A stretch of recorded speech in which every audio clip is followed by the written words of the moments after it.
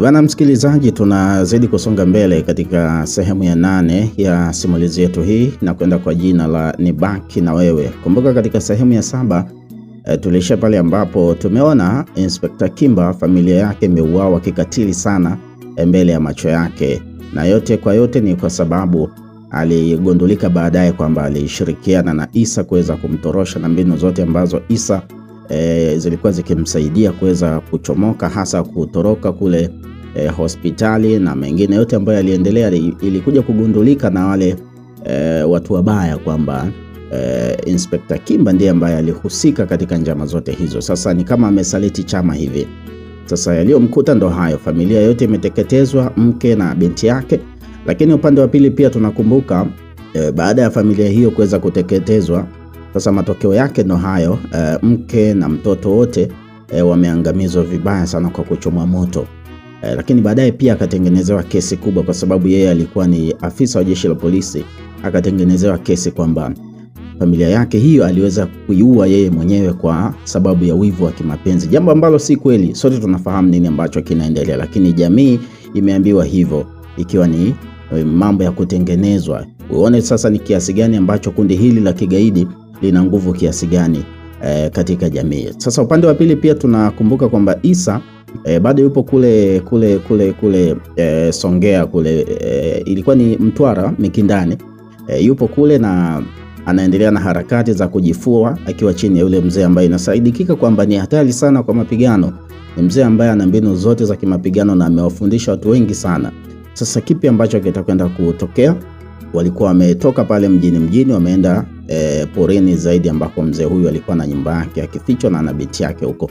Tusonge mbele hapo ambapo tuliishia, msikilizaji, tufahamu nini ambacho kitaendelea mara baada ya hapo. Hii ni sehemu ya 8, Nibaki na Wewe. Kumbuka imeandikwa na Sam Dafu na hapa ni Simulizi Zetu Media. Mimi naitwa Mr. Tuliano. Karibu sana, tuzidi kusonga mbele. Lakini pia wakati unasikiliza unaweza kutuambia kwamba unasikiliza ukiwa wapi, ukiwa maeneo gani hapa duniani. Msikilizaji, upo nchi gani? Tafadhali tujulishane ili tuweze kwenda sambamba. Kisha pia unaweka komenti yako hapo kwa kile ambacho unaendelea kujifunza katika simulizi hii. Karibu sana msikilizaji. Basi baada ya tukio hilo msikilizaji, majira ya saa 12 asubuhi, Jamila alionekana akiwa amesimama katika dressing table kwa muda mrefu sana, huku akijiangalia. Macho yake yalioloana machozi kila alipokumbuka kuhusu penzi lake ambalo lilikuwa linateketea kwa usaliti ambao unafanywa na rafiki yake wa karibu. Alihisi maumivu sana. Aliumia vilivyo katika nafsi yake. Usoni kwake kulikuwa na hasira ambazo zilisimama katika paji la uso. Hasira zilitengeneza namba 3 hivi ya Kirumi katika paji lake la uso. Ndita zile alizikunja. Alichukizwa sana juu ya kile kilichokuwa kinaendelea na alitaka kujua hatima yake. Kumbuka kwamba Jamila, msikilizaji, sehemu iliyopita tulielezwa kwamba amefahamu ukweli kwamba kumbe rafiki yake wa karibu ambaye ni Sesi, ambaye wako pamoja wanasuka mipango yote ya kuweza kuhakikisha kwamba wanavuna pesa kwa Dickson, lakini kumbe huyo ndiye ambaye anamsaliti na mume wake, ndiye anayetembea na mume wake. Sasa kitu gani ambacho kilikuwa kinaendelea? Kwa nini alifanya hivyo? Ndicho ambacho wakati huu sasa kilikuwa kikimuumiza sana Jamila. Sasa Jamila akiwa hapa alikuwa anajiuliza maswali mengi sana. Kipi akifanye? Asuke mipango ya kumzuru Dickson au afanyaje? Au amwangamize Sesi? Yote hayo alikuwa akiyawaza katika kichwa chake. Kafika hatua mpaka kawa nafikiri au auwe wote kwa pamoja. Sasa akiwa anazidi kujitizama, ndivyo alivyoruhusu mrundikano wa maswali kupita katika kichwa chake. Maswali yaliyomfanya azungumze peke yake kama chizi hivi. Kwa nini mimi ni mbaya? Hapana. Mimi sina ubaya. Sina ubaya wa kusalitiwa na Sesi mimi. Huyo Dickson amefuata nini kwa huyo mpuzi? Kaaba kabisa huyo. Hapana. Itakuwa Sesi kaona mimi na faidi ndo amejiingiza, si ndio? Ndio maana akawa anang'ang'ania ni muue mwanangu, kumbe nitaka mimi niishi katika simanzi, si ndio? Okay. Sasa ndo napata picha sasa. Kwa hiyo hata hizi siku 5 ambazo Dickson haipo hapa, itakuwa ipo kwake, si ndio? Hebu ngoja kwanza. Maswali yasiyopungua katika kichwa chake yalimfanya kutafakari kwa kina sana, na mwisho alijitoa katika dressing table ile. Akaelekea jikoni ambako alimkuta Diana akiwa anaanza kupika. Naye alisimama mlangoni kwa muda mrefu sana huku akifikiria nini cha kufanya. Jambo ambalo lilipekea hadi Diana mwenyewe ikabidi aulize, Kisiki cha mpingo. Naona umetumbua tu macho hapo, kulikoni? Naona humo ndani mmekuwa watu wa pilika pilika na wala hatuko kama zamani. Kuna nini kinaendelea? Wewe. Kwani wewe ni sehemu ya hii familia? Wewe Diana, ina maana hujui? Huenda najua. Sasa kwa nini sasa unauliza? Nachofahamu ni kwamba wewe ni beki tatu tu humo ndani. Ndio maana hata hakuna anayekushirikisha mipango muhimu ya humo ndani. Yaani ushirikishwi. Sidhani kama una hadhi ya kuwa sehemu ya hii familia tukufu. Wewe Diana, wewe Wifidi, usinipande kichwani asubuhi hii. Naomba uniambie wapi Dickson yupo? Kakako yuko wapi? Kumbe wewe huna taarifa. Taarifa kuhusu nini? Okay. Baadaye njoo pale Hyatt Legacy. Kuna kadi nimekuachia mezani. Nadhani huko utapata taarifa kuhusu Dickson. Wapi yupo, anafanya nini na kwa nini wewe amekutelekeza humo ndani ukiwa kama msugule wake tu. Upo hapo? Diana alijibu huku akiacha kupika, kisha alimpiga kikumbo Jamila na kuondoka zake. Jamila alibaki akiwa amesimama huku asielewe juu ya kile ambacho ameambiwa zaidi ya siku 5 sasa. Dickson hajakanyaga nyumbani kwake na wala hajui wapi mtu huyu yupo. Kibaya ni kwamba hata simu yake ilikuwa ipatikani. Bora hata angekuwa basi anapokea simu zake na anamwambia walau yuko sehemu gani. Kitu kingine, hakuwa anapewa ushirikiano wowote katika nyumba hii. Jambo ambalo watu walikuwa wanaonekana wakiingia na kutoka huko, kila mmoja akionekana kuwa na pilika tu na mambo yake. Alikaa akaanza akatafakari kwa sana, lakini hakupata jibu. Kumbuka msikilizaji, ubaya hulipwa kwa ubaya.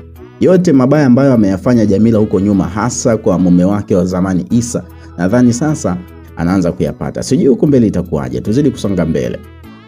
Sasa wakati Jamila akianza, upande wa pili Dickson, yeye alikuwa na sesi wake katika hoteli ya Hyatt Legacy wakipanga namna tukio lao litakavyokwenda.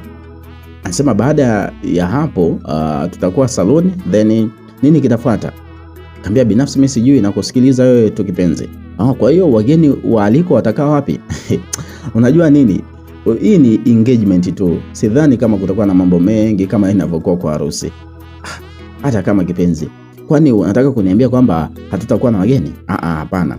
Wageni wapo ndio, lakini nadhani kamati yetu itajua vizuri nini cha kufanya. Dickson alisikika akijibu. Hiki ndicho kilikuwa kinaendelea kwa upande huu msikilizaji. Wakati Jamila akiendelea kuwaza na kuwazua, upande wa pili Dickson alikuwa na sesi katika hoteli ya Hyatt Legacy wakipanga namna tukio lao litakavyokwenda. Baada hapa tutakuwa saloni, then nini kinafuata? Binafsi sijui. Mimi nakusikiliza wewe tu kipenzi. Kwa hiyo wageni waliko watakaa wapi? Hebu niambie kwanza. Kipenzi bwana, unajua hii ni engagement tu. Sidhani kama kutakuwa na mambo mengi kama inavyokuwa kwenye mambo ya harusi. Sawa? Hata kama kipenzi, Kwani unataka kuniambia kwamba hatutakuwa na wageni? Hapana, wageni wapo ndio, lakini nadhani kamati yetu itajua vizuri, tuachie wao kamati. Hao mambo mengine tuyaache tu. Wageni ndio watakuwepo baadhi, lakini haizi kawa na mambo mengi sana kama ambavyo inakuwa kwenye harusi. Hii unajua ni engagement tu kipenzi. Dickson alijibu. Hiki msikilizaji ndicho ambacho kilikuwa kinaendelea kwa upande huu. Wakati upande ule wa pili Jamila akiendelea kupitia stress na msongo wa mawazo, kumbe upande huu wa kina Dickson wao walikuwa na furaha tele kabisa. Kulikuwa na taratibu za kuandaa mazingira ama sherehe za kuvishana pete kwa ajili ya wawili hawa, ambapo tukio hili lingefanyika usiku wa siku hii. Hii ndio ilikuwa sababu ya Dickson kwamba alikuwa bize mno kwa mke wake Jamila na hata asirudi nyumbani, kwani alifuatilia mambo yake kwa wepesi na kuwajibika kama mwanaume. Leo hii wanataka kuishangaza dunia kutoka katika urafiki wao wa kawaida, kisha kutafutiana mchumba ambaye ni Jamila, na mwisho kuingia katika kuvishana pete. Halikuwa jambo dogo hata kidogo msikilizaji, halikuwa jambo dogo. Ya kwamba jambo kubwa ndio sifa ya tukio hili, lakini ukubwa wake ungepatikana endapo Jamila angehudhuria kama ambavyo Diana alimtaka kuwa katika eneo hili kwa wakati husika, akiwa tayari amempatia kadi na kila kitu amemfahamisha. Je, swali la kujiuliza msikilizaji, Jamila anaweza kukanyaga hapa? Na kama angekanyaga, atakubali kushuhudia sesi akivishwa pete mbele yake? Hilo ndo swali ambalo inabidi mimi na wewe tujiulize, lakini tusonge mbele, simulizi na kwenda kutupatia majibu. Basi tutoke huko turejee kule Mikindani, Mtwara vijijini kule. Siku 5 ambazo Issa alikuwa amekaa katika eneo la msitu akiwa na Mr. Chinamaika. Yule mzee Chinamaika alikuwa ameanza kuzoea sasa, huku akishirikiana na mwenyeji wake katika kupanga harakati za hapa na pale. Jioni hii walikuwa wakifanya mazoezi kwa kukimbia mlimani kwa ajili ya kuweka miili yao sawa. Mazoezi haya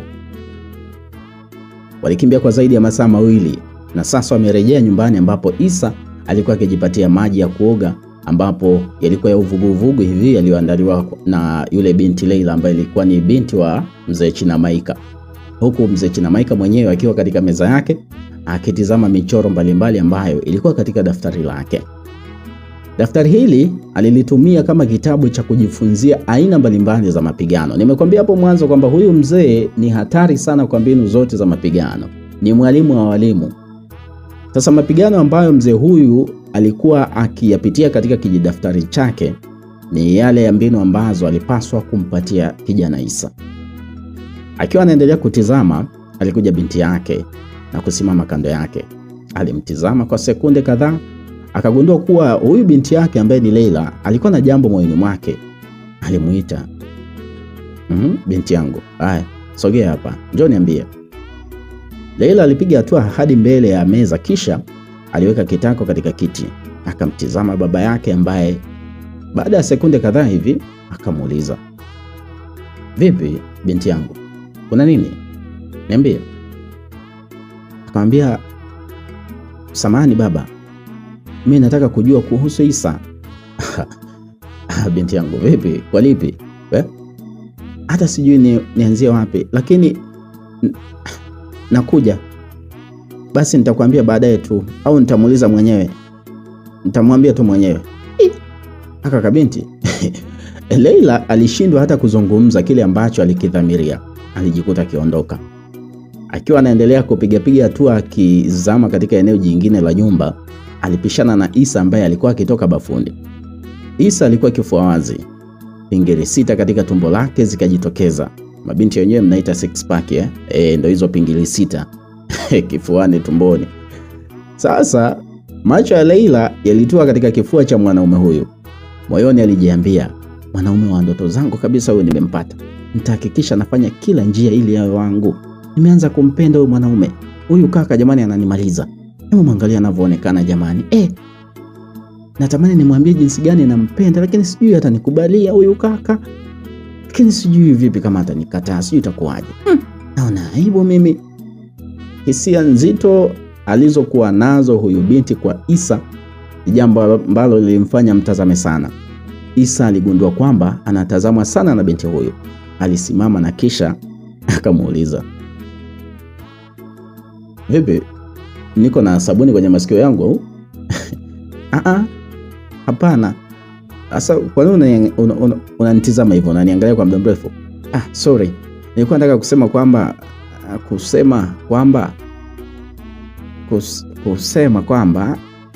yani ninachotaka kusema kwamba nimeandaa supu ya samaki.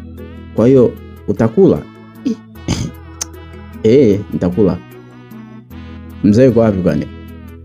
Baba yupo sebleni anapanga vitu vyake. Basi basi nikukute hapo. Ngoja niandae na kuja. Leila alieleza, kisha huyo aliondoka zake akielekea jikoni, na Issa aliingia chumbani kwake ambako alibadilisha nguo zake mara baada ya kutoka bafuni, na kisha alirudi sebleni akiungana na mzee Chinamaika. Dakika 3 mbele chakula kililetwa na wote walikaa kwa pamoja na kuanza kula chakula kile. Kadiri ulivyokuwa anakula ndivyo ambavyo jicho la binti Leila lilitua katika midomo ya Issa. Alimpenda kuanzia kuzungumza kwake, kutafuna kwake, na hata alivyokuwa akiweka midomo yake alijikuta kitamani kumtizama zaidi. Wanawake bwana. Yaani mtu kumwona juzi tu kafika tayari tena mshafika hatua hii. Haya, ngoja tuone itafikia wapi. Umepika chakula kitamu. Issa alisifia huku akimwachia tabasamu laini lenye kuashiria upendo. Kauli yake iliibua furaha katika moyo wa Leila, ambaye alishukuru na kuacha chakula kwa haraka sana. Akaelekea chumbani kwake hadi katika dressing table. Alisimama na kujiangalia huku akisema, "Uwi, kumbe najua kupika jamani. Yaani najua kupika kweli mimi kweli. Huyu kaka au ananitania. Kanisifia. Uwi, yaani natamani dunia nzima ijue kama najua kupika mimi Leila mimi. Mungu wangu. Najua kupika mimi jamani. Natamani uwe mwanaume wangu wewe Isa. Kwanza, natamani uwe mwanaume wangu wa kwanza kabisa kwa kuonja chakula changu jamani. Mungu nijalie mimi jamani. Anikubalie huyu kaka." Haki ya Mungu. Sasa bwana, hii ndio ilikuwa furaha ambayo Leila alikuwa nayo. Furaha ambayo ilizidi kukoleza upendo wake kwa mwanaume ambaye alikuwa mahali pale kwa ajili ya kula mafunzo, baada ya muda mfupi aingie katika vita na Mr. Serif kwa ajili ya kuikomboa familia yake. Sasa upande wa pili ambako mzee Chinamaika na Isa walikuwepo wakiendelea kupata chakula, kulikuwa na mazungumzo yakiendelea baina ya watu hawa wawili. Kumbuka binti alikuwa amekimbilia chumbani baada tu ya kusifiwa kwamba anajua kupika. Mazungumzo ya pale sebuleni yaliendelea kama ifuatavyo. "Kuna taarifa mbaya inaendelea mjini. Nimetumiwa katika email yangu." Inahusu nini mzee wangu?" "Inspector Kimba anashikiliwa na jeshi la polisi kwa kesi ya mauaji, na inasemekana kuwa ameua familia yake kwa mujibu wa taarifa za polisi zilizotolewa." "Ameua? Yaani inspector ameua?" "Ya, hadi mimi mwenyewe ujue na staajabu kwamba yani hii inawezekana vipi? Inna lillahi wa inna ilaihi rajiun. Nini kimetokea? Lakini nahisi kama huu ni mchezo wa Mr. Serif, kwa sababu alinitaka nikurudishe Dar es Salaam ili aiachie familia ya Inspector Kimba ambaye tayari alikuwa ameiteka. Sasa baada ya kuona mimi sijafanya hivyo, ndio akaitelekeza familia hii." "Asa kwa nini huyu mtu anafanya hivi? Huyu anategemea nini?" Mr. Serif sio mtu wa kujiuliza kuhusu yeye kijana wangu. Anachokifanya anakitumia kwa gharama kubwa sana. Okay. Sasa nitahakikisha najifunza kwa bidii ili kulipa kisasi cha Inspector Kimba, na lazima serikali ijue ukweli kwamba Kimba hajaua kabisa. Isa aliparanganya sahani ya chakula kwa hasira, kisha aliondoka na kuelekea katika chumba cha mazoezi. Alianza kufanya mazoezi kwa kurusharusha ngumi kwa fujo sana, akiamini kwamba ndio ilikuwa sehemu ya yeye kujifua, lakini pia kupunguza hasira ambazo alikuwa nazo kwa wakati huo.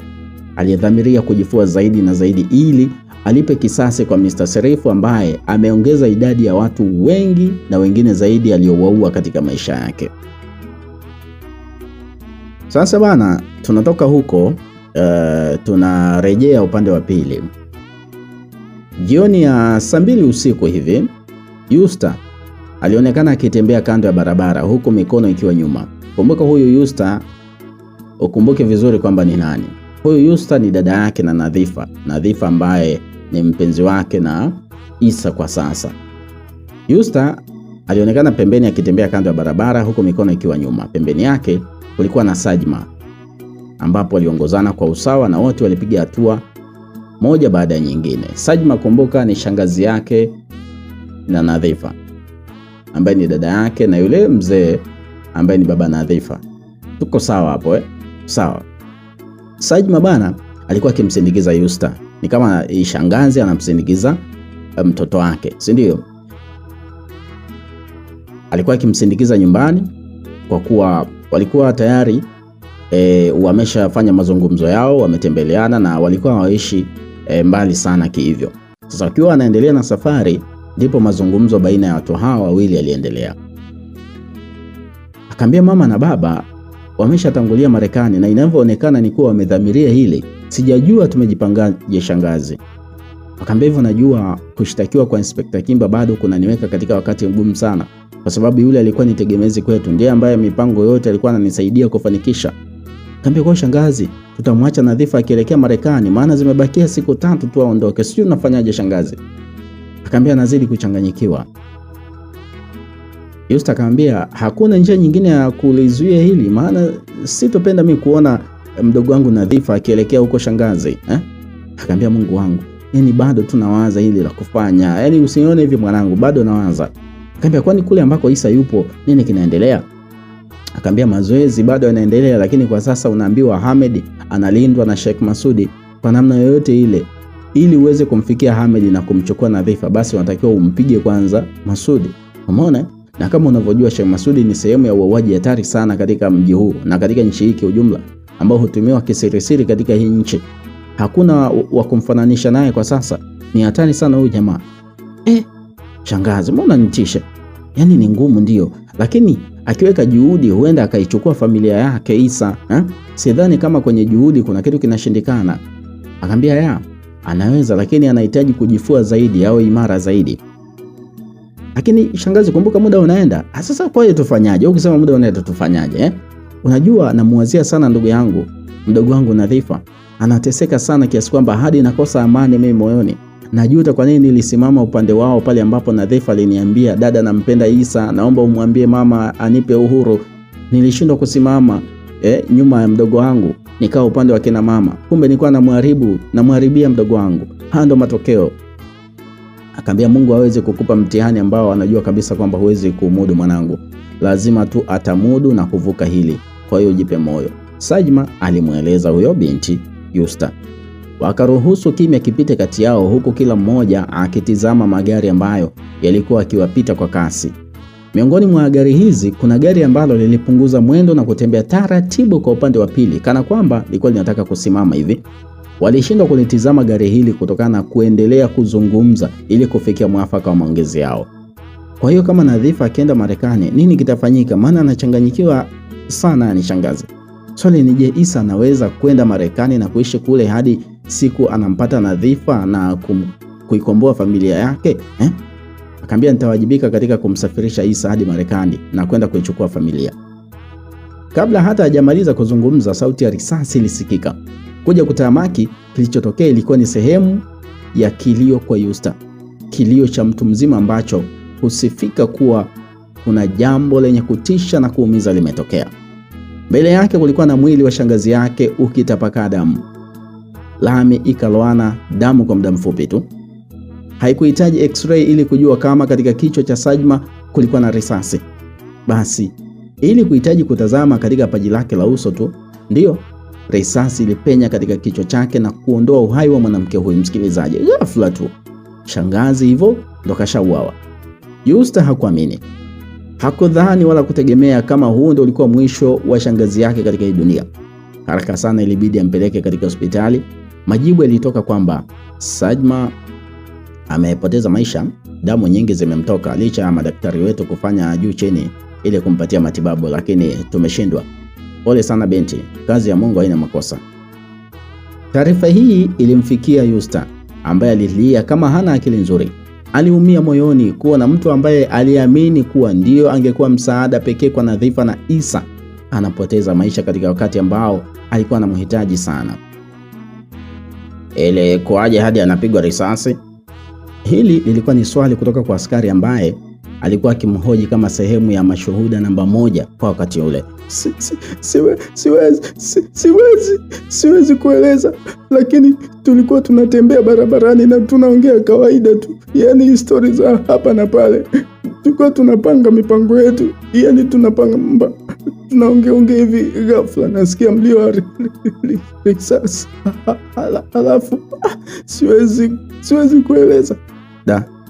Yusta bwana alishindwa kabisa kuelezea kutokana na maumivu ambayo alikuwa ameyapata katika msiba huu wa kipenzi shangazi yake, mwanamke ambaye aliamini kuwa angemsaidia kwa kiasi kikubwa sana katika kurudisha furaha ya ndugu yake, lakini mambo yalikuwa ndivyo sivyo. Msikilizaji, wakati Yusta akihuzunika, upande wa pili sasa wa Mr. Serifu kulikuwa na tafrija wakisherehekea kile ambacho walikuwa wamekipanda kwa kusababisha mauaji ya mtu ambaye kidogo angeleta mtafaruko ama angeleta kashikashi katika harakati zao mjini.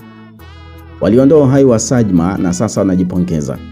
Unaambiwa kazi na dawa ama kwa hakika hao walijua dawa ya kazi yao. Msikilizaji, nikwambia geto Sheikh Masudi na kusikia Ahmed, mimi hapa ni mtu pisi sana, yani pisi sana. Sijui kama unanielewa. Nakuelewa. Lakini ukinikorofisha na kujifanya mjuaji, basi na kuonesha kwamba vidole vinavyoashiria pisi kama endapo ukivigusanisha tu vinageuka kuwa bastola. Naona kazi yenu, naona kabisa. Ndio hivyo. Sasa umeona shehe, hakuna mtu ambaye ameingia katika vita na baba yangu halafu akawa mzima. Wote tumewaua, tumewafyeka wote. Tumewaua, yani dishwa za kichwa tu, ngoma chali. Ilikuwa ni sauti ya Ahmed ambaye aliipaza mno, huku akiwa anamsimulia kama sio kumwambia Sheikh Masudi wakati wakisherehekea kifo cha Sajma nyumbani kwao. Kwa mfano kama huyu mwanamke wa leo nimemuua kiboya sana. Yaani nimemuona akitembea nikasema huyu ni lazima aende kuzimu. Nimemtwanga risasi ya kichwa pale pale akazima. Niliona anavyoharibu mambo yetu, na hata kule Kigoma alikuwepo. Baba yangu ana hela bwana. Baba yangu ana kila kitu. Sasa naenda kuishi na Nadhifa Marekani. Naenda kuishi naye, alafu sitakuwa na wasiwasi wowote kwa sababu ya mtu yeyote ambaye pengine anaweza kunizuia. Hakuna boya yoyote ambaye ataweza kunizuia na kunifanya lolote lile. Yaani haniwezi. Sijui kama unanielewa shehe. Kwanza ana hela yule Isa, ana pesa ya kuja Marekani, hawezi kuishi katika nchi ambayo inahitaji visa. Ahmed alijitapa hapo, alijisifia na kujifurahisha kwa kuona kwamba hakuna tena kizuizi ambacho kingemfanya yeye ashindwe kuwa na Nadhifa wake katika maisha yake. Sauti hizi zilimfikia Nadhifa ambaye alikuwa chumbani kwake. Aliumia moyoni kujua kwamba kumbe Sajma ambaye ni shangazi yake amefariki, na aliyesababisha kifo hicho ni mwanaume ambaye baba na mama yake wanamlazimisha aolewe naye. Hii ilimzidisha maumivu. Aliumia kuliko kawaida. Vua nguo. Ilikuwa ni sauti ya Ahmed ambaye alisimama mlangoni huku akiwa ameshika glasi ya pombe mkononi. Unataka nini Ahmed? Nimechoka na huu udhalilishaji wako. Kila siku unakuja unanibaka. Nadhifa alijibu kwa kufoka. Nimesema vua nguo. Siko tayari. Nitambaka mtoto wako Nadhifa huyu au nimfanyie kitu chochote kibaya. Ahmed alibamiza glasi chini, kisha alienda kumshika Nahia na kuanza kumvua nguo. No. Niko tayari, nifanyie mimi, usimfanyie, usimguse mtoto. Niko tayari, lakini kwa nini unafanya hivi? Nadhifa alijaribu kujitetea na kukataa, lakini kukataa kwake kulihalalisha kipigo cha mbwekoko, kwani alipigwa na mwisho alivuliwa nguo, kisha aliingiliwa bila idhini yake wala kupenda. Huu ndio ukao upande wa Nadhifa, msikilizaji, upande ambao umejaa manyanyaso na mateso, ambapo kila Ahmed alipotaka mzigo basi ni lazima angeuomba kwa staili hiyo, na asipopewa kwa hiari angelazimisha hata kwa magumi, nguvu, vipigo. Angeweza kumkamia Nadhifa kwa vyovyote ambavyo angeweza. Maumivu makali yakawa kwa Nadhifa, ambapo kila siku ilikuwa ndo mtindo huo, msikilizaji. Hasa pale ambapo Ahmed aliweza kuondoka, alijidondoshea machozi yake akibaki analia. Sehemu zake za siri zilimuuma kuliko kawaida. Alitamani hadi ajiue ili awe huru kutoka katika kifungo hiki cha maumivu makali. Lakini taswira na jina la Isa lilipomjia katika kichwa chake, aliamini kuwa siku moja mwanaume huyo angerejea kwake na kumpa msaada, kisha furaha kama ya zamani, kama si amani, basi ingerejea katika maisha yake. Maisha ya mateso, manyanyaso na simanzi vingeisha. Kumbuka wakati huu, msikilizaji, huyu Nadhifa ni mjamzito, ana ujauzito wa Isa. Sasa sijui kitu gani ambacho kinakwenda kutokea. Wahenga wanasema usione watu wanacheka ukadhani wana furaha. Kuna muda wanacheka kwa sababu wanayopitia hakuna mtu anayeweza kuyavaa, hivyo hufurahi kwa kuwa bado wanaishi, huku wakilinda furaha ya mtu mwingine. Picha hii bwana ilichezwa na Nadhifa. Kwake alikubali yote, akakubali kuwa ni mjinga, mpuuzi, boya na kuingilia bila idhini yake. Lengo lilikuwa ni kumlinda tu Nahia asingiliwe. Aliona bora atoe yeye yote ambayo Ahmed alikuwa akiyahitaji, hata kama alikuwa hapendi, ili mradi tu alinde thamani ya mtoto huyo, Nahia awe na amani. Sasa tutoke huko.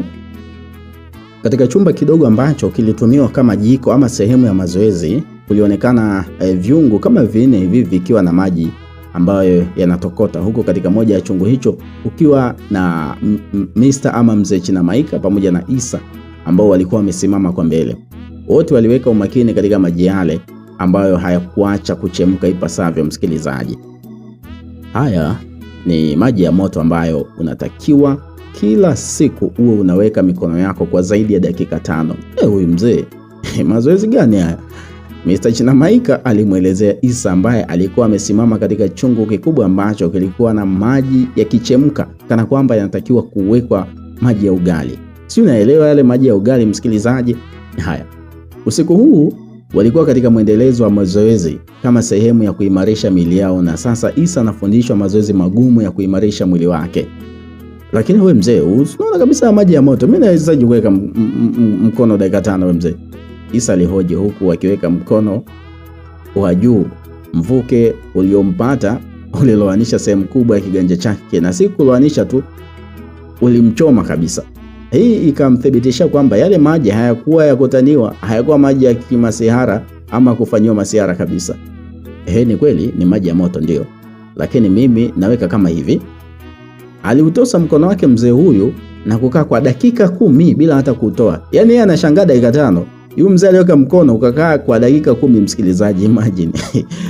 Sasa pindi alipotoa mkono haukuwa umetoka malengelenge wala kuungua. Maajabu haya.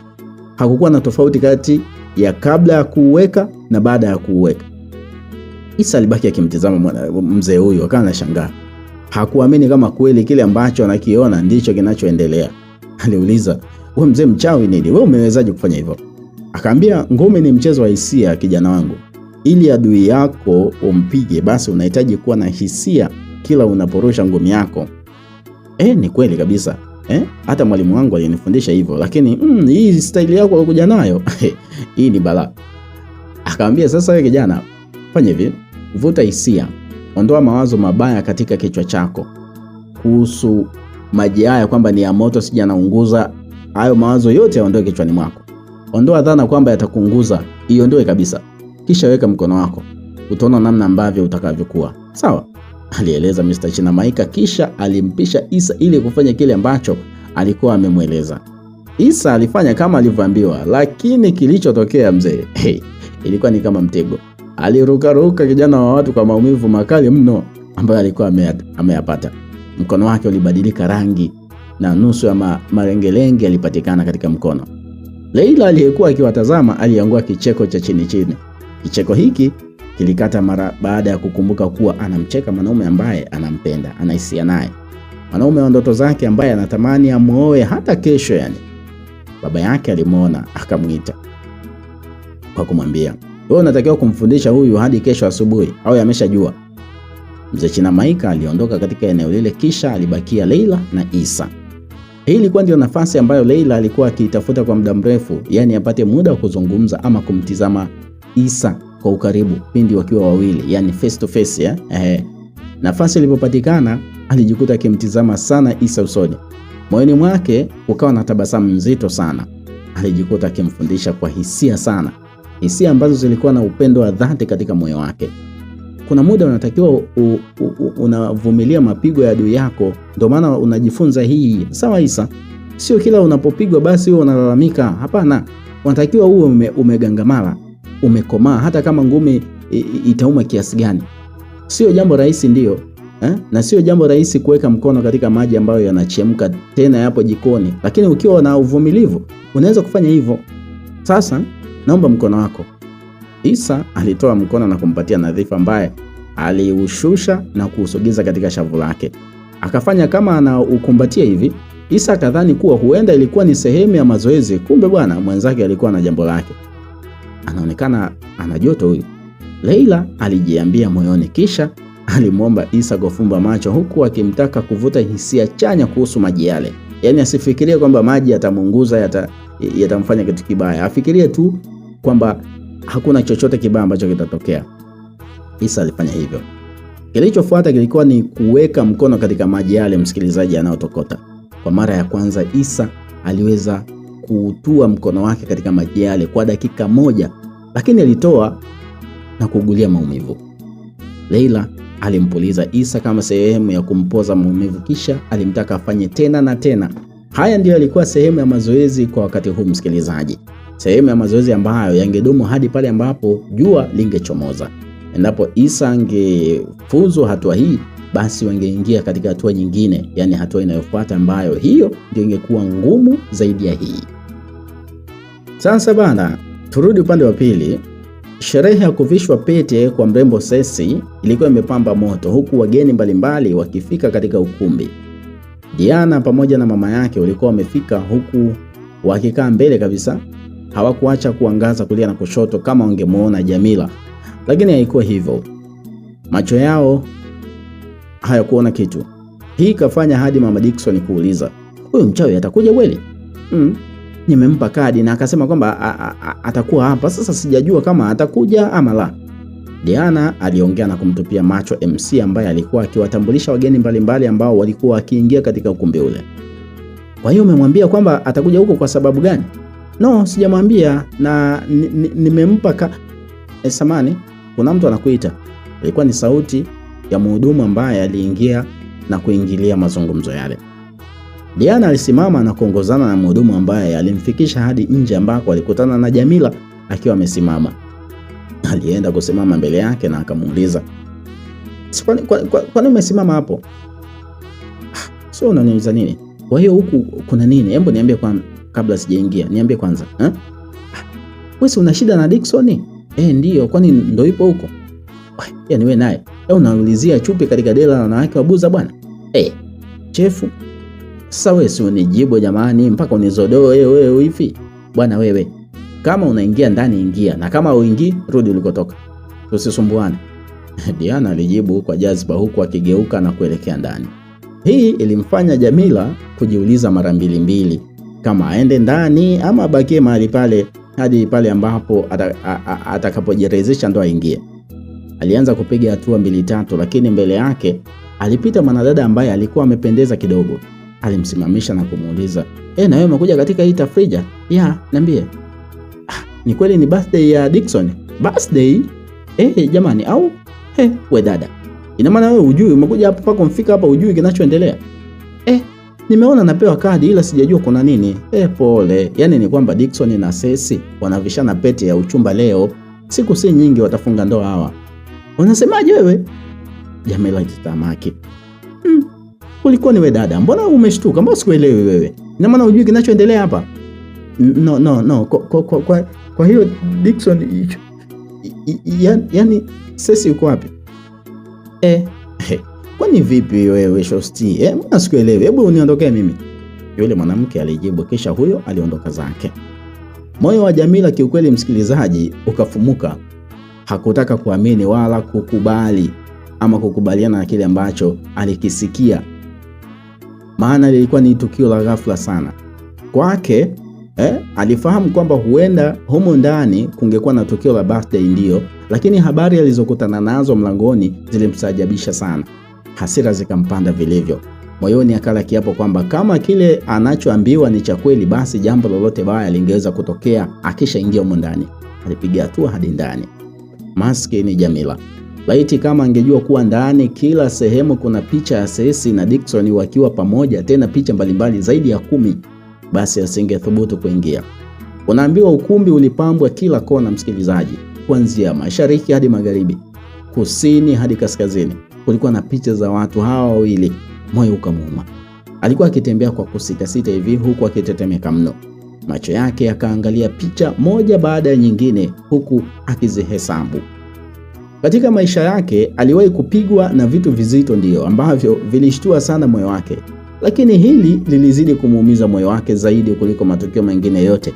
Lilizidi kumnyong'onyesha na kumfanya kuwa mdogo. "Unaweza kukaa pale?"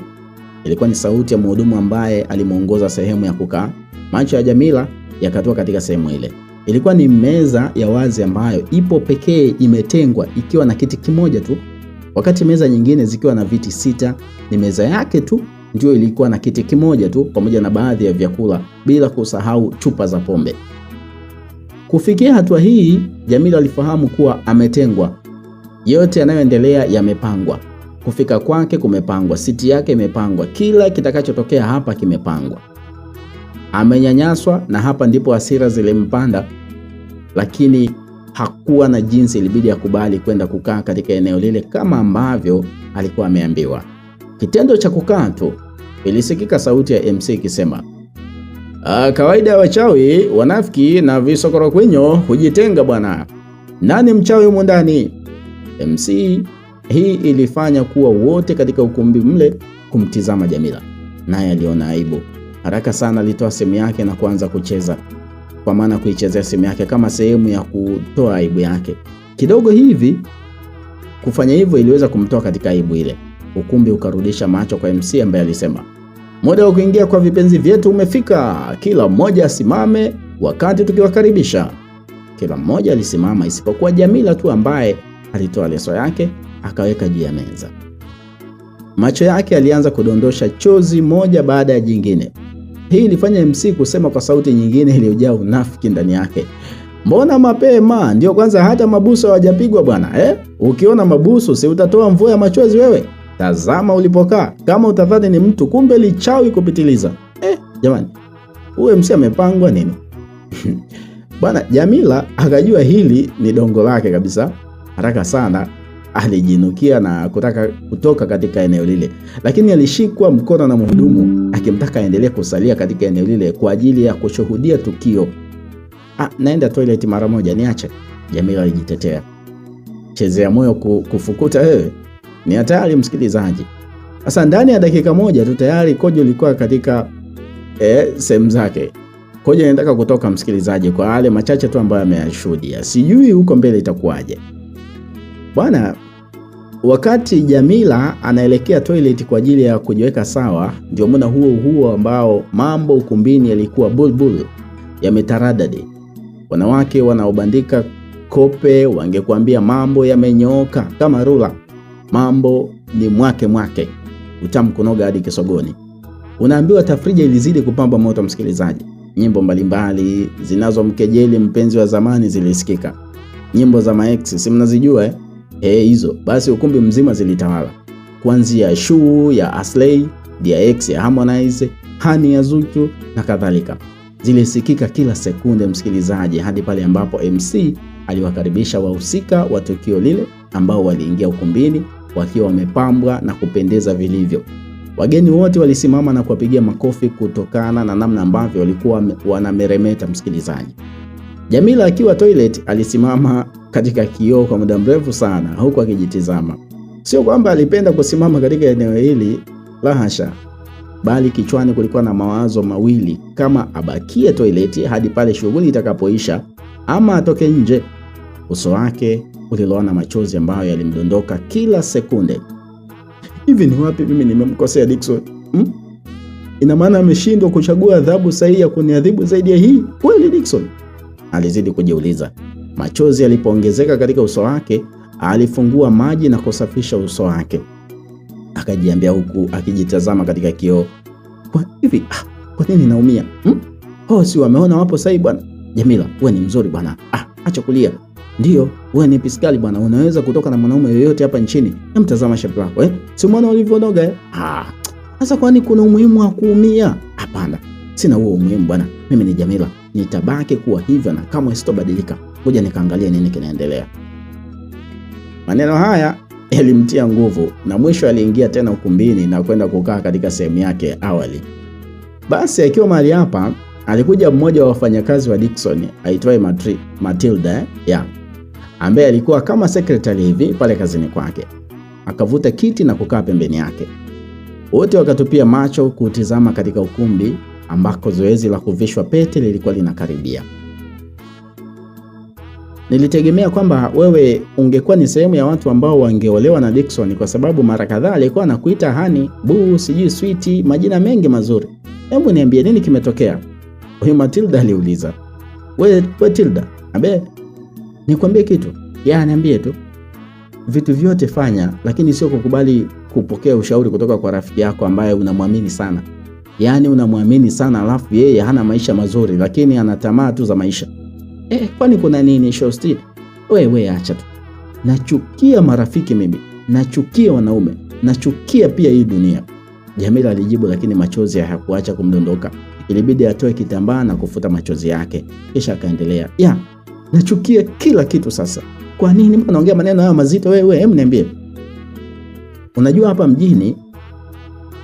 Niambie. Najua. Kwa hiyo kisa ni mjini ndo ushindwe kuolewa ama kuvishwa pete na Dickson? Mjini bwana, kuna sheria moja tu ambayo wenye akili wanaitumia na wanafanikiwa katika mambo yao. Hii pete na hiyo shoga. Mbona unanishtua? Ina maana wewe hiyo sheria hukuijua? Mjini usiporoga basi utarogwa. Kazini kwako inabidi uwahi kuroga ili usirogwe, ama uchelewe ili urogwe. Unachagua wewe. Ulilijua hiyo lakini hukuifuata kwani? Kujua pekee haitoshi, lakini sikujua kama rafiki wa karibu anaweza kukuumiza kiasi hiki, ukizingatia kwamba tumetoka mbali mno mimi na yeye. Yule anayecheka pale ndio alikuja kwangu akaniambia, unaishi maisha magumu, toka nina dili na mwanaume nitakupa.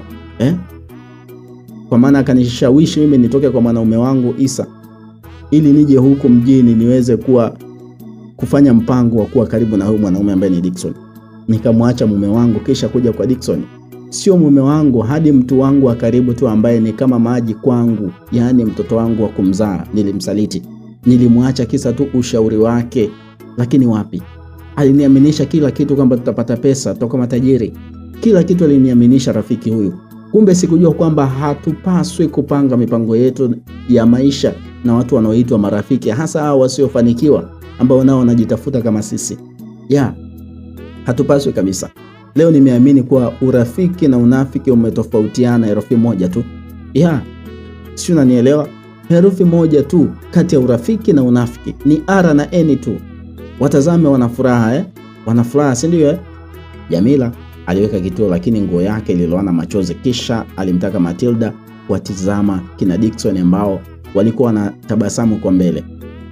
Macho ya Matilda yalitoa kwa wapenzi wale ambao walianza kulibariki penzi lao kwa pete. Moyoni alikuwa na maumivu kiasi fulani, kwani aliumia kuona namna ambavyo Jamila alikuwa akiteseka. Akasema, lakini Sesi alikuwa rafiki yako. Sio tu rafiki, alikuwa ni kama ndugu. Na mara nyingi ulinisimulia kuhusu yeye. Naweza kusema aliharibu kila kitu katika maisha yangu, yani kila kitu ameharibu huyu mwanamke. Jamila alijilazimisha akiwa anazidi kutokwa na machozi. Wakati Jamila akidondosha machozi, ndio muda huo huo ambao Diana na mama yake walikuwa wakimchabo na kuangalia na kuendelea kuangua kicheko. Walimcheka na kufurahia kile ambacho kilikuwa kinaendelea. Kumuona Jamila akiteseka katika maisha yao ndio kitu walikipenda na kutamani kitokee. Hatimaye mwanamke huyu aliwageuza kuwa mazuzu kwa muda mfupi katika nyumba yao.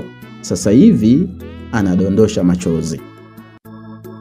Inawezekana kaka alikosea kudeti na Sesi, Diana alimuuliza mama yake. Kwa nini wewe naye unaongea hivyo? Mtazame jinsi ambavyo anadondosha machozi. Unaona anamsimulia mwenzake, sijui hata anamwambia nini huyu mwanamke, maana haipiti sekunde bila kushika leso. Mama yake akamwambia, mwanamke mjinga ataivunja ndoa yake kwa mikono yake mwenyewe. Acha ale na wakwao bwana. Sikachuma janga. Mama Diana alimkataza binti asimuonee huruma Jamila kwa namna yoyote ile.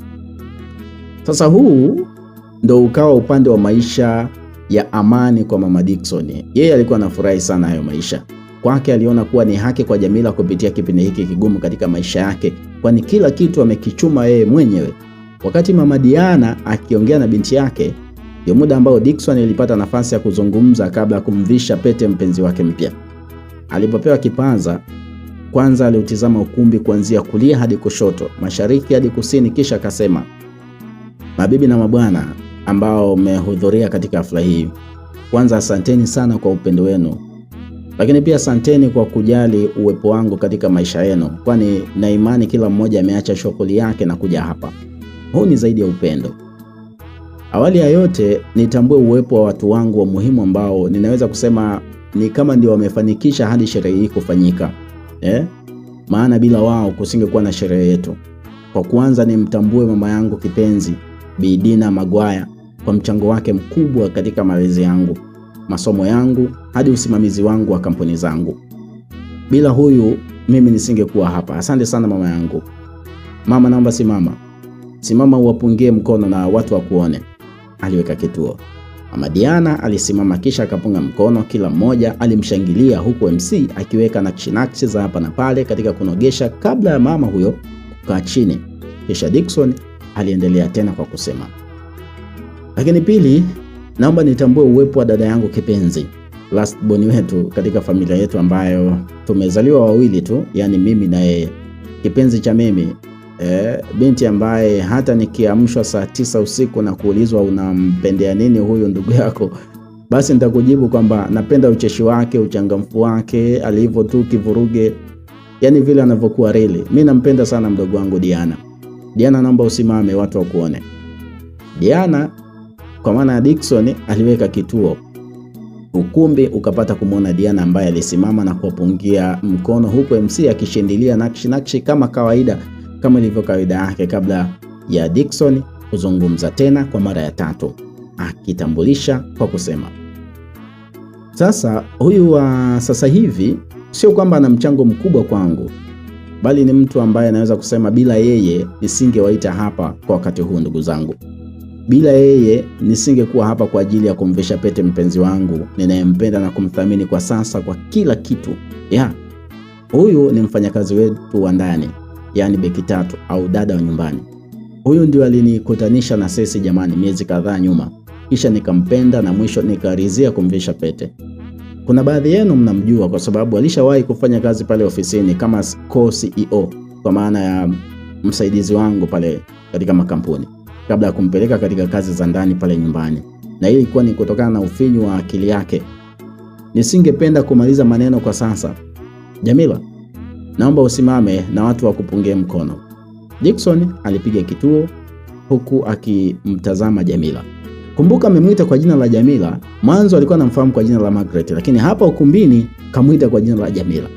Ukumbi wote ulimgeukia Jamila ambaye alishikwa na hasira, maana sauti mbalimbali zilikuwa zinasikika kutokea chini, sauti ambazo zilibeba kebehi dhidi ya mwanamke huyu zikisema, kumbe beki 3 na maringo yote yale huyu mwanamke, ndo maana ametengwa. Nyie alikuwa anaringa kwa kiti kipindi yupo ofisini, kumbe ana lolote. Yani unaambiwa aliwatangazia wafanyakazi wote pale ofisini kuwa ataolewa na Dickson. Kivumbi leo. Leo kazi ipo leo. Naijua hiyo. Mbona pambe? Mtazama wigi lake lilivyofubaa. Si hata angemwazima Diana basi wigi moja jamani. Viji sauti vyote hivi msikilizaji ilikuwa ni viminongono vya watu pale ukumbini. Wale waliomjua kwa uchache walizungumza ya kwao. Wale waliowahi kukutana naye wakamjua kwa mawili matatu walizungumza ya kwao. Maneno haya aliweza kuyasikia, baadhi yalimuumiza sana Jamila. Moyoni mwa mwanamke huyu kukajenga sumu. Hasira alizokuwa nazo hazikuwa na mfano. Alimtizama Dickson, akamtizama Sesi ambaye aliweka tabasamu, kisha alipiga makofi ya taratibu kwa sauti ndogo, sauti ambayo ilikuwa ikiongezeka kadiri muda ulivyokuwa unazidi kwenda. Alizungumza, hakuna chenye mwanzo kikakosa mwisho, lakini kumaliza wema kwa ubaya ni dhambi itakayodumu milele. Kuna staili mbalimbali za mtu kuumiza. Mwingine atakuambia huo ni moto na kukulazimisha ushike ili uungue na uumie. Mwingine atakukalia kimya wala hata kuambia huo ni moto hata kama anajua ni moto. Lengo ushike na mwisho uungue ili uumie. Lakini yupo ambaye atakwambia kisha utaona kabisa kautoa, lakini baadaye ataurudishia sehemu ile ile ili ukuunguze tu. Kwangu nitasema na ninasema hapa ni kwamba ni bora uzaliwe ukiwa hauone kisha ukawa ukiwa kipofu. Uwe kipofu hivyo hivyo katika maisha yako yote kuliko kupata kipofu ukiwa mkubwa. Kuna muda ukizimisi zile nyakati nzuri, hasa mazingira ambayo ulikuwa ukiyapitia na ukiyaona, ukiambiwa hapa ni Kariakoo, basi utatamani uone umati wa watu, lakini haitakuwa hivyo tena. Utamisi kuona tabasamu la watu uliowazoea, lakini ndio basi tena. Katika nyakati hizi ndo utajua nani alikuwa kwako kimaslahi na nani hakuwa kwako kimaslahi. Sina la kusema. Mnaweza kunipatia na kadi yenu ya harusi kabisa.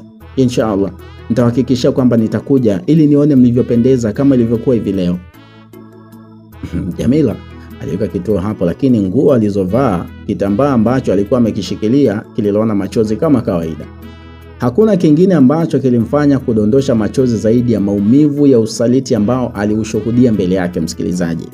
Kutoka katika kuitwa majina mazuri kama honey, boo, baby, darling, msweetie hadi kuwa mfanyakazi wa ndani kutambulishwa namna hiyo, tena akipewa jina la kashfa, yani beki tatu. Hii ilimuumiza sana. Hakuwa na jinsi zaidi ya kukubaliana na ukweli. Aliondoka ukumbini akiwa ni mwenye kilio cha sauti. Kuondoka kwake hakukufanya watu waache kuvishana pete. Unaambiwa pete ilipita kidoleni bila hata kukwama, kwamba wala kuchambua ngozi yake ilikuwa kwa kiasi gani. Vigelegele vilipigwa na mabosi yaliranda mwanzo mwisho msikilizaji. Ubwabwa ambao ulikuwa unapotea kila siku, watu walikula na kula tena msikilizaji. Wale wapenda majoka sasa utawaambia nini? Wakisikia bora ni enjoy maisha, si walikuwa na enjoy, wana ruka na kwambia. Zinawaruka, akili ziliwaruka na walisakata rumba vilivyo hasa nikana kwamba hawakuwa na akili nzuri. Hasira za mkizi, faida kwa mvuvi. Jamila ametambulishwa kama beki tatu mbele ya ukumbi. Ingawa sasa hivi beki tatu wanaichukulia tu kama ni kazi ambazo ni za ajabu. Unajua beki tatu ni kazi moja nzuri sana na inalipa sana. Watu wanaishi, wanajenga, wanatunza familia kwa ajili ya beki tatu. Ni vile tu watu wamejijenga kiakili kwamba ni kazi ambayo ni ya hadhi ya chini sana. Kuna watu wanaishi, wanasomesha watoto wao mpaka vyuo vikuu kwa kazi hizi za ndani.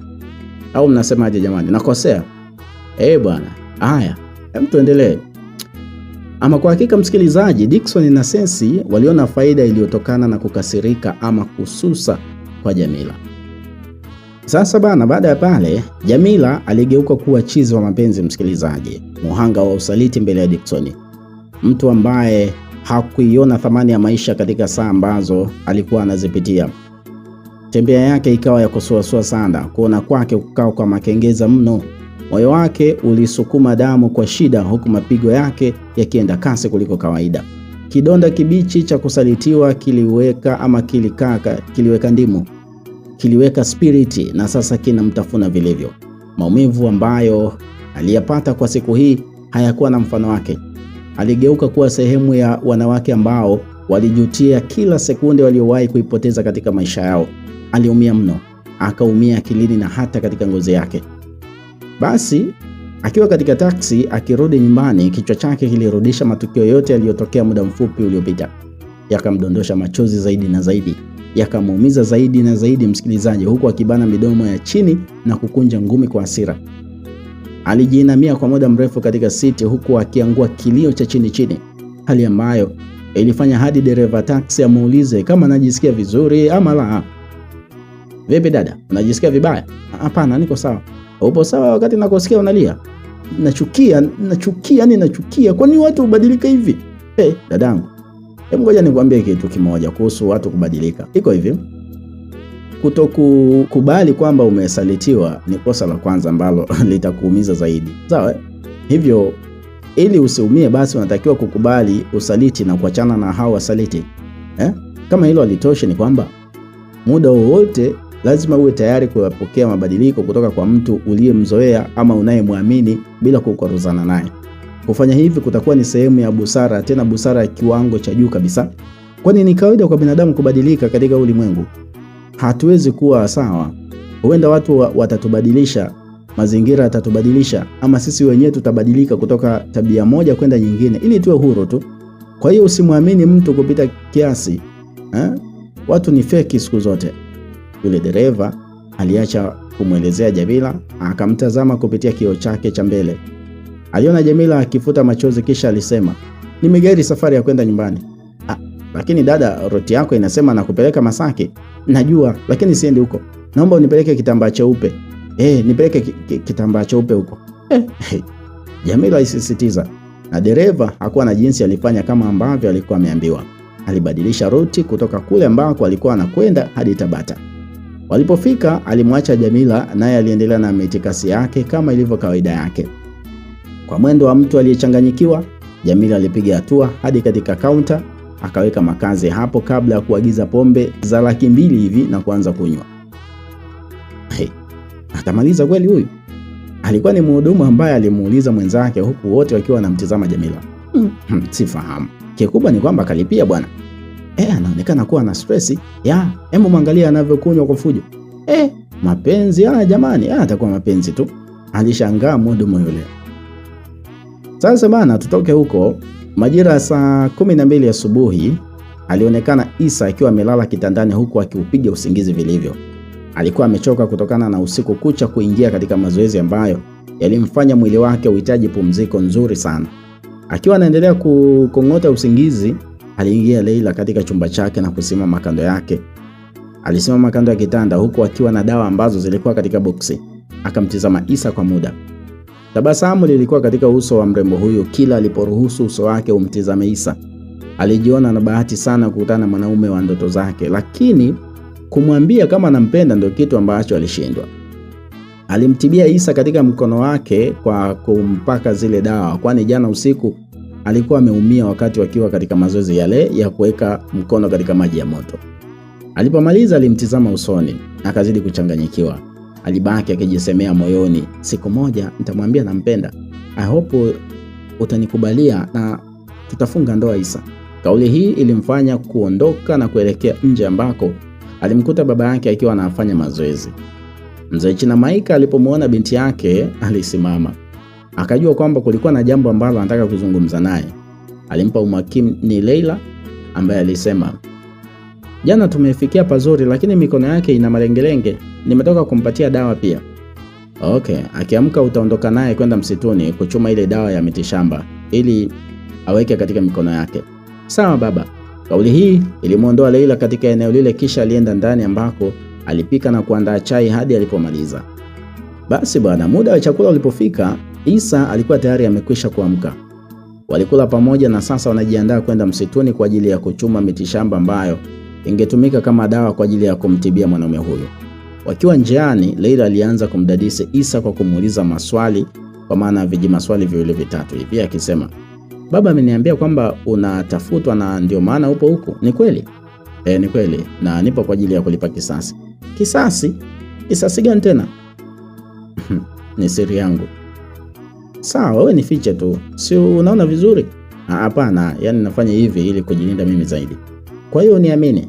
Na kuamini tena sana tu. Kwanza nataka kujua. Nataka kujua kuhusu nini? Mama yako yuko wapi? Ni historia ndefu sana. Mama yangu amefariki. Oh, pole sana. Asante. Mama alifariki kipindi cha sekeseke la gesi. Kwa hiyo sasa hivi naishi tu na babangu. Na babako anakupenda sana? Ya, ananipenda. Leila alijibu huku akitizama pembeni. Macho yake yaliweza kuona miti ambayo alikuwa akihitaji. Alitoa kikapu na kuikata ile majani hadi alipopata ya kutosha, kisha aliungana na Isa kurudi nyumbani, lakini wakiwa njiani bado story ziliendelea kati yao. Kumbuka tayari wameshapata ile mizizi kwa maana ile mitishamba na sasa wanarudi. Kuna kitu nataka kukuambia lakini najikuta nashindwa nianzie wapi. Kitu gani tena Leila? Mbona umeuliza huku unatoa macho? Sio kweli bwana, mimi nimenani tu.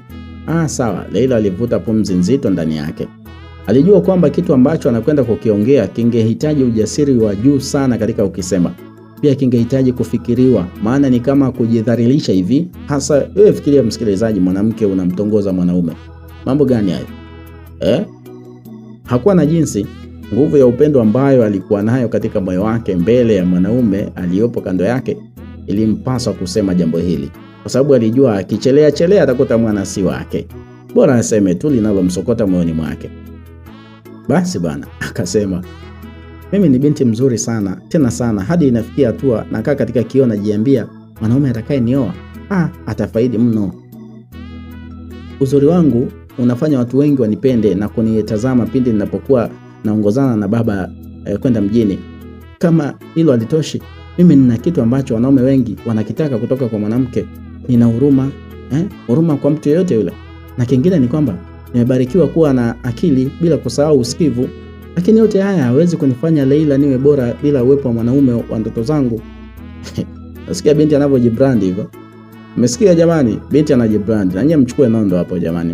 Mkipenda wanaume kama haoneshi hisia, msogelee, mwambie maneno. Leila anatoa somo jamani. Mabinti mpo? Haya, tuendelee.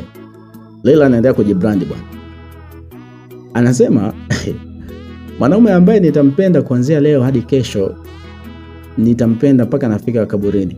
Kwa bahati nzuri ama mbaya ni kwamba mwanaume huyo ni huyo ambaye yupo mbele yangu hivi sasa. Niwe mkweli, tangu siku ya kwanza na kuona Isa, nimekuwa ni mtu ambaye nawaza kuhusu wewe na kufikiria na nataka kujua mengi kuhusu wewe. Bahati mojawapo ya kuonana ama kukutana na wewe nimeipata, lakini bado bahati ya pili ambayo ni kupendwa na wewe. Tafadhali pokea moyo wa mwanamke mwenye huruma na mapenzi ya dhati. Pokea moyo wa Leila. Nafahamu kwamba nipo tayari kuwa mke wa maisha yako kuanzia duniani na hata kesho akhera. Aha, jamani. Haya. Leila bwana aliweka kituo huku chozi lililobeba upendo wa dhati likimdondoka. Alikuwa akimaanisha kile ambacho alikuwa amekisema, huku asijue lolote kuhusu historia ya mwanaume ambaye anampenda wala kufahamu kwa nini alikuwa yupo pale. Alikuwa hajui chochote. Swali gumu likabaki kwa Isa, kama ampende Leila na kupunguza upwilu ama abakie katika msimamo wake. Hicho kilibaki juu ya Isa mwenyewe. Msikilizaji, tuishie hapa.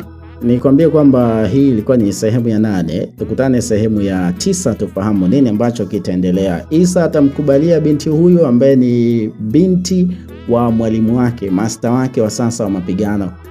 Atamkubalia au vipi? Lakini sekeseke la Nadhifa pamoja na yule mtoto Nahi ambaye ni mtoto wa Isa, kuna maandalizi yanafanyika kwenda nchini Marekani. Watafanikiwa kwenda, na wakienda huko nini ambacho kitatokea kwa Isa? Atafanikiwa kwenda Marekani kwa ajili ya kuhakikisha kwamba anaikomboa familia yake, na hata akienda atafanikiwa kweli kufanya hivyo? Lakini tumeona Jamila bwana amepigwa na kitu kizito. Mshahara wa dhambi ni mauti. Ukiua kwa upanga utakufa kwa upanga. Malipo ya ubaya ni ubaya. Wanakuambia kwamba ubaya unalipwa kwa ubaya siku zote. Sasa alimsaliti Isa, naye huku amesalitiwa na Dickson, tena na rafiki yake wa karibu Sesi, ndiye ambaye anavishwa pete tena mbele yake. Sasa hivi kaenda kitambaa cheupe. Sijui nini kitatokea, itakuwa nini hatima ya Jamila msikilizaji. Basi tukutane sehemu ya 9, tutafahamu mwendelezo wa hiki ambacho tumeishia hapa kukisikiliza. Hii ni simulizi inaitwa Nibaki na Wewe. Hapa ni Simulizi Zetu Media. Simulizi imeandikwa na Sam Dafu. Mimi naitwa Mr. Tuliano. Unaweza kuwasiliana nasi Simulizi Zetu Media kupitia nambari ya WhatsApp ya 0757567253. Hakikisha kwamba unaweka comment yako hapo. Tuambie unachoendelea kujifunza katika simulizi hii, na utuambie pia unasikiliza ukiwa nchi gani. Asante, tukutane sehemu ya 9.